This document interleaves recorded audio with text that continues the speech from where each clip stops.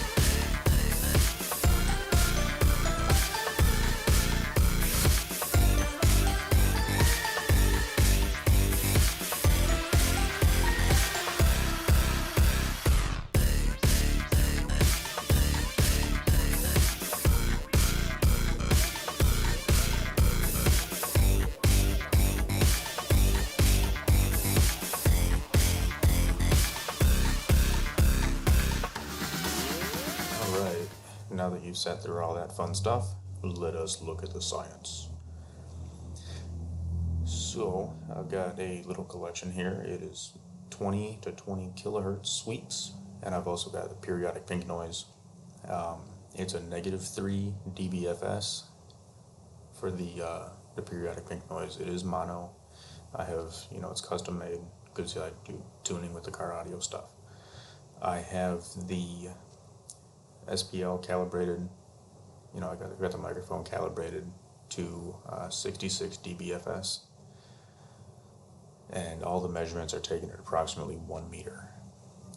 So 1/6 smoothing, because it was already smoothed, but it's 1/6 smoothing. It doesn't hide anything, but it doesn't, show everything. So we're going to start out doing the sweeps.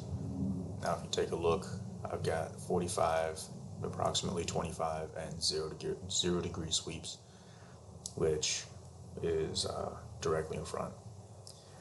So it looks horrible. Let's just say that. It looks horrible. But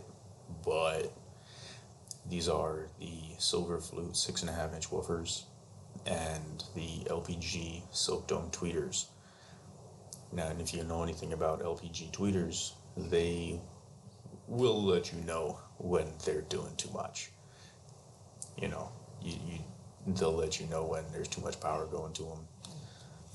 I know there's a lot of spikes. I know there's a lot of dips going on here. The woofer doesn't look pretty at all.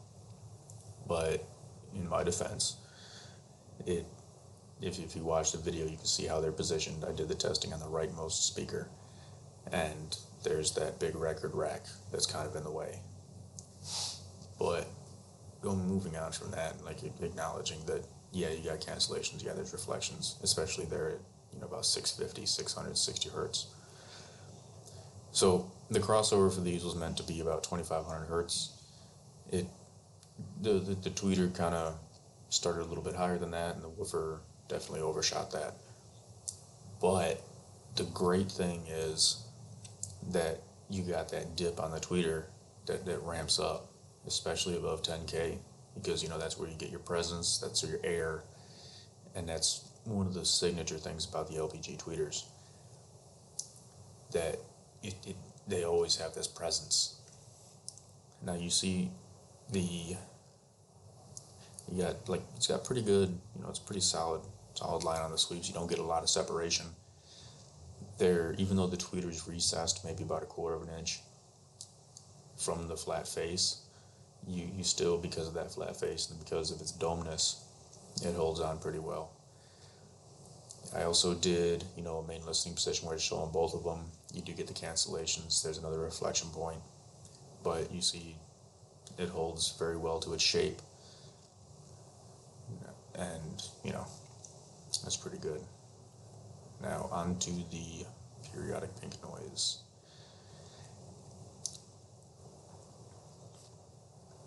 You see that shape again. You see that big dip. Now there's a weird thing there. You see right there. It's got that huge spike there. I don't know why. In the 45 and the 25, the off-axis measurements, it's got that huge spike. Don't know why. I think that's a reflection off of that record rack. You can see it kind of lines up there with the sweep. But the 0 degree, there's not that huge sweep, and it holds pretty steady with the shape of the sweeps.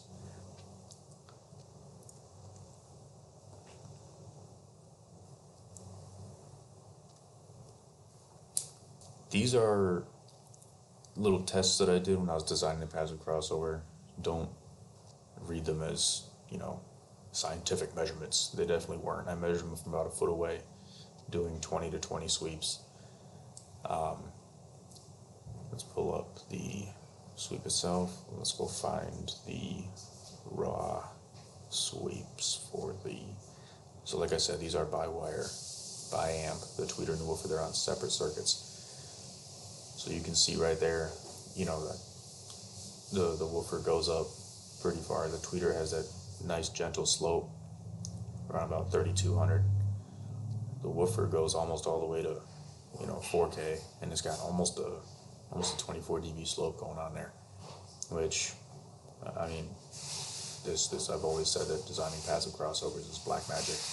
It's dark arts, but there's that relationship there, and it does create a nice cancellation. Now the wild thing is, even just looking at this, you cannot tell you what it's going to sound like. Now I do not have a high pass on the woofer for down low. The reason it drops out there is 70 hertz. That's just a natural roll off. I didn't have the port in all the way. You can see when I've got everything installed properly, and I've got the filling inside the box. There's some batting inside there. You can see it extends down farther with the proper treatment. And ultimately, though, even if in that 3 to 4K range there is the cancellation between the woofer and tweeter, which is probably not ideal, you still have a beautiful sound, because if you know the LPG tweets, you know that they are very forward. So you kind of want, you play with the 8 ohm tweeter, the 4 ohm woofer, and you really want that to have, pull the tweeter back a little bit so the woofer can shine with its lower sensitivity. And the tweeter, I think, is like 92 dB. It's really, really high sensitivity, but that also lends to the output you see. You can see it there in the sweep up high, up above 10K. It just adds more presence and more air. So if you know, this is where it helps to know your speakers to help you design what it's going to kind of sound like there at the end. All right, thank you for watching. I hope you guys enjoyed the video. Stop by the Waukegan Music Exchange in downtown Waukegan. It's catty corner from the Genesee Theater.